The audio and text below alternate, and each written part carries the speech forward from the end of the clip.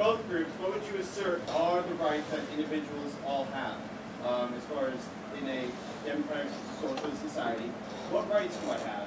And in an anarchist society, what rights do I have? Do I have rights to other people's things that go along with that? Are they positive rights or are they negative rights? Okay, thank you. I mean, I can take that real quick. It'll be easy for us if you guys don't mind. Go ahead, go ahead. Yeah, I mean, I don't know if you were here at the beginning, but I established that you have one right and that everything extends from it.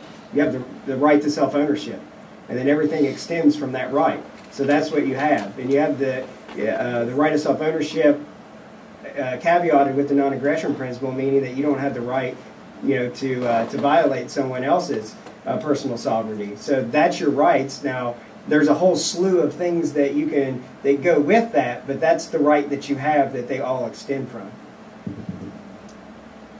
Okay, next. So one right I would say is that there is a realm of private life that is separate, that is should not be subject to democratic control. And it's who you love, privacy, the way running your own life in the way you want, particularly those aspects that don't impact on other people's economic rights. So there really should be a realm of private life that no one should have the right to interfere with, when you're not interfering with anyone else.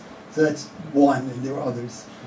And I would add to that, we do have others. We don't have a fundamental principle, for example, I think over here, which is ownership. Life is complicated. People have different kinds of rights in certain circumstances. I think, for example, in a country like our own, people should have the basic prerequisites to a decent kind of life: health care, education, a decent environment, as a precondition for any other kinds of activities. You cannot be a decent competitor in the market without a good education. You cannot be a decent competitor in anything if you're dead. And without health care, you're more likely to end up that way. These are the kind of complex issues that I think we need to recognize in a complex world with a complex sense of rights. And I want all those things too. It's just I'm not going to steal from you in order to get them for myself. So that's the difference. Okay, I think that wraps up the question and answer period. Thank you all very much for your participation.